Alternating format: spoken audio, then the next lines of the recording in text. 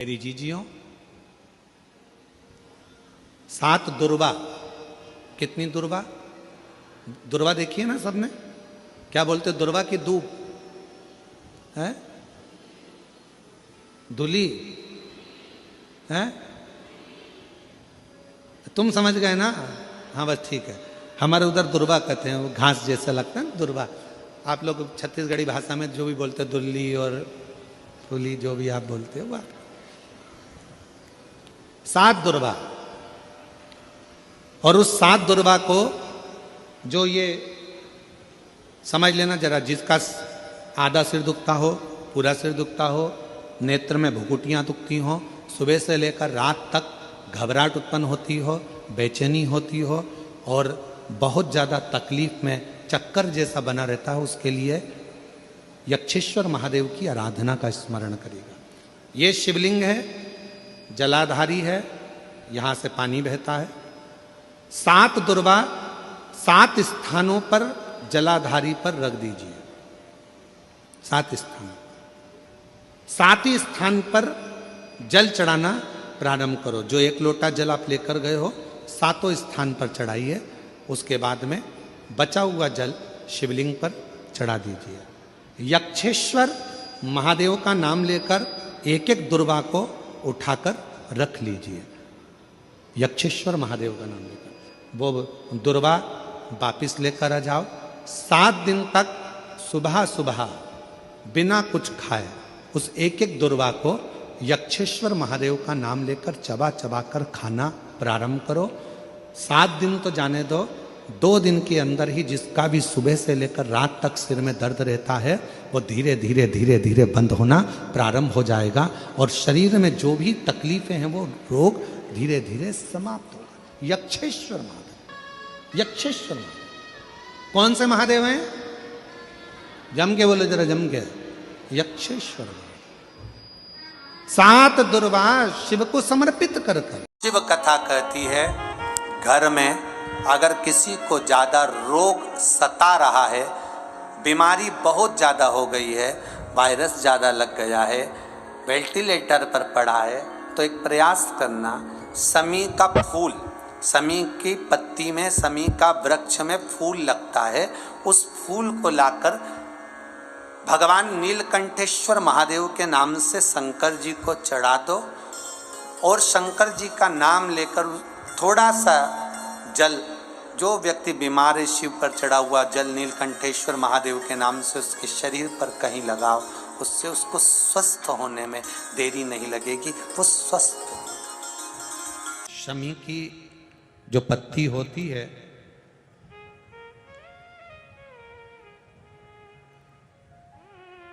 शमी की जो पत्ती होती है,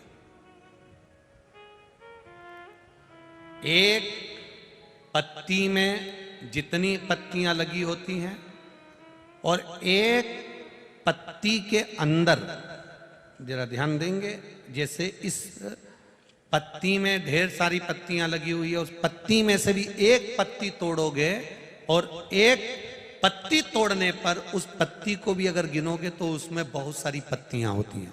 आज प्रयास करना, अगर कहीं आपको शमी की पत्ती मिले तो जैसे ये पत्ती, इस पत्ती को तोड़ा गया, इस पत्ती में से एक पत्ती निकाली गई और एक पत्ती निकालकर आप धीरे से रखना, और उसमें भी बारीक बारीक बारीक बारीक बारीक बारीक बहुत सारी पत्तियां नजर आती हैं। शिव महापुराण की कथा कहती है, जो सोमवार की अष्टमी हो या प्रदोष का व्रत हो या 12 महीने की शिवरात्रि हो या किसी भी दिन प्रदोष काल के अंतर्गत शंकर भगवान को एक शमी का पत्ता कोई भूलवश भी समर्पित कर देता है, तो जितनी एक पत्ती में पत्तियां होती है और उस पत्ती के अंदर भी एक पत्ती को तोड़ने के बाद जितनी पत्तियां होती है, उतने जन्म मृत्यु लोक में मनुष्य के नहीं होते। 84 लाख योनियों में से वो योनियां कट जाती हैं और देव योनि प्राप्त हो जाती है। एक शमी पत्र की इतनी महत्वता है।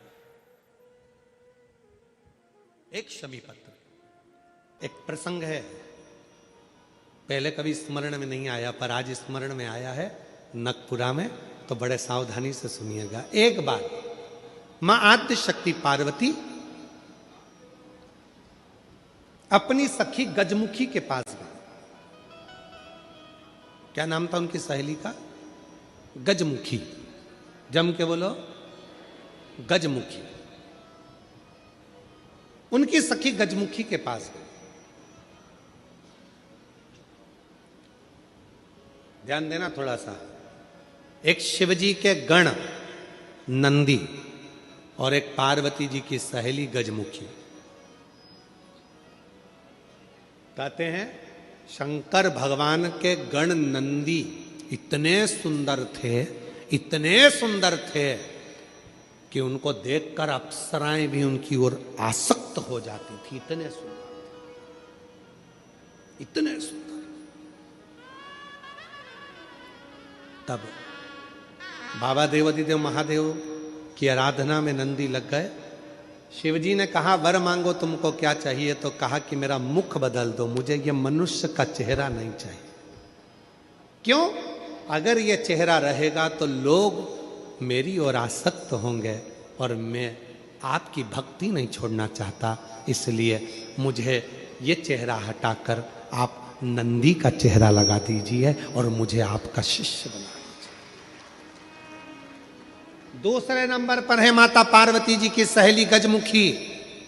इतनी सुंदर थी, इतनी सुंदर थी, इतनी सुंदर, जो आज के ज़माने में दिन भर इंस्टाग्राम पर और फेसबुक पर और ना जाने कौन कौन से वो सोशल मीडिया पे आप जितनी भी सुंदर सुंदर कहते हो ना, कितनी सुंदर, कितनी सुंदर, ये सब जितनी दुनिया की सुंदरता है पार्वती जी के साथ रहने वाली एक उनकी सखी गजमुखी के चरणों की धूल के बराबर है। चरणों की धूल के बराबर। इतनी सुंदर थी गजमुखी। एक दिन गजमुखी आई पार्वती जी के पास। गौरा, गौरा, गौरा। गौरा ने कहा क्या बात है, क्या हो गया? एक वर चाहती हूं तुमसे। क्या वर है? बस मैं चाहती हूं कि जब भी मैं तेरे साथ चलूं पूरी दुनिया की दृष्टि केवल तुझ पर रहे, मुझको कोई ना देखे, ऐसा वर चाहिए। पार्वती जी ने कहा इतनी स्त्री की सुंदरता तो उसके चेहरे से ही होती है और तू ऐसा वर मांग रही? नहीं नहीं नहीं, मुझे बस तू वर दे दे, ऐसा वर दे दे। पार्वती जी ने कहा तुझे जो अच्छा लगे वो प्राप्त कर ले, मुझे हाथी का मुख लगा दे। हाथी का, ठीक है। गजमुखी हो गई पार्वती जी, बहुत सुंदर।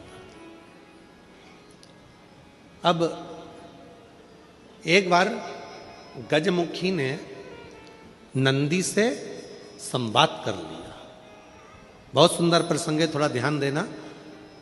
पहली बार स्मरण में आया इसलिए उसको सुनाने का मन कर गया। बहुत सुंदर प्रसंग। गजमुखी ने नंदी से एक बार संवाद कर लिया।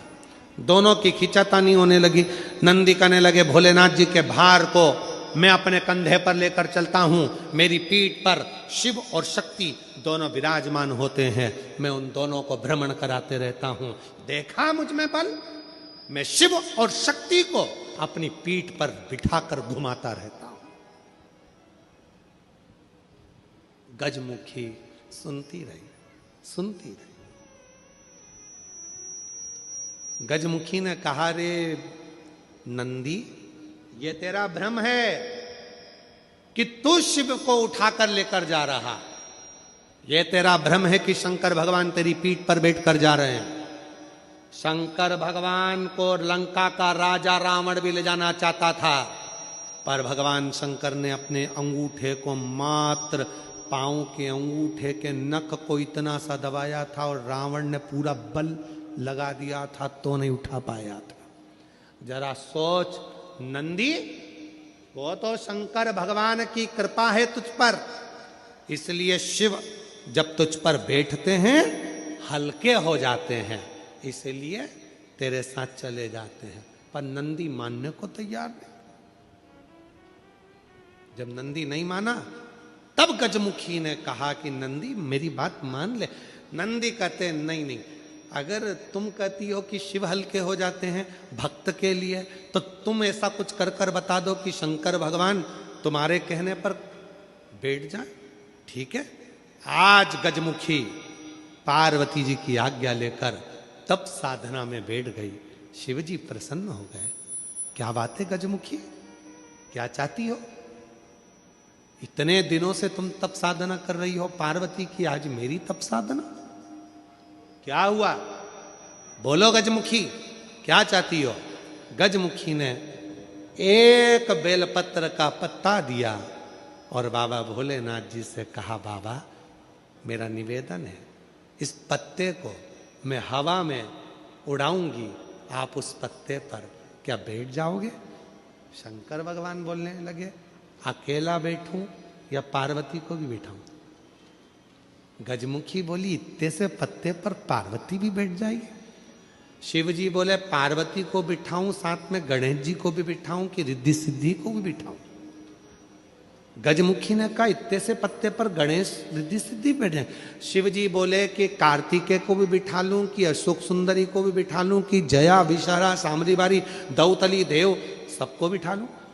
इतना बड़ा परिवार सब बैठ जाएगा? इतने में शिव जी बोले कि भगवान विष्णु और लक्ष्मी को भी बिठा लूं क्या?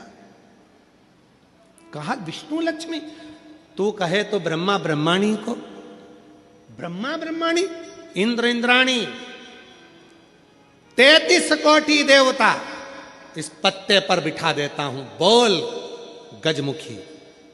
गजमुखी मुस्कुराकर बोली, ये सब तो नहीं, केवल आप बैठ जाइए। गजमुखी ने शिव नाम लेकर पत्ते को शिवलिंग पर चढ़ाने के लिए बस थोड़ा सा उसको नीचे की ओर गिराया।